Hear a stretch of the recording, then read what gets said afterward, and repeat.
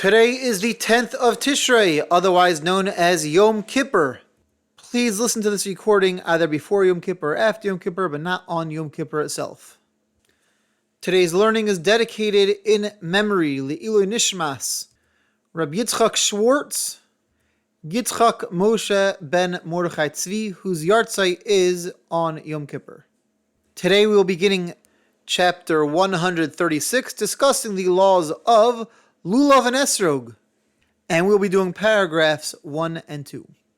So by way of introduction to this chapter, there is a mitzvah on Sukkot to take 4 species: a palm branch, in Hebrew called a lulav. We attach on the sides of it 3 myrtle branches, in Hebrew called hadassim. On the other side we attach 2 willow branches, in Hebrew called aravos. And we hold it next to a citron, in Hebrew called an esrog or etrog. So this chapter goes through the rules and the laws of what could invalidate any of these 4 species from being able to be used on Sukkot as one of the 4 species. In Hebrew, the 4 species is called the Daled Minim. So paragraph 1.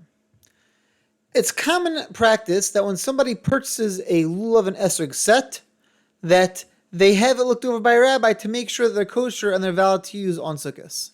There are many laws and technicalities. We're going to cover the basics, but because there's many laws about it and it's very precise, it's always a good idea to have somebody who's familiar with all the different rules and laws look it over. So rules of the lulav. First of all, a lulav, you have to make sure it's not dried out. It still has to be green.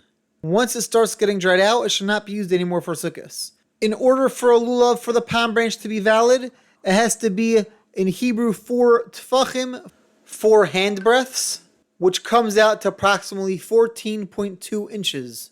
Now you have to be careful because this measurement doesn't go from the bottom of the lulav to the top of the lulav, but it goes from the bottom of the lulav to the top of the spine. At the very top of the lulav, there are leaves that grow off the spine of the lulav and then cover over the top. So this 4 hand breadths is from the bottom of the lulav until the top of the spine, not to the top of the leaves.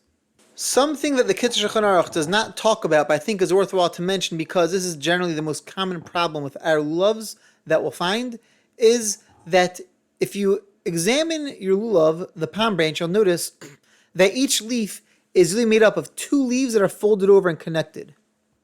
Now the centralmost leaf, it's best if it's fully closed. Sometimes it's 2 leaves that are connected, they could split open.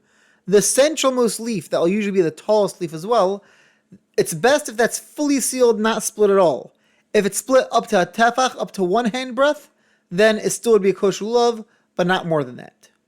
Paragraph 2 discusses the myrtle branches, the hadassim.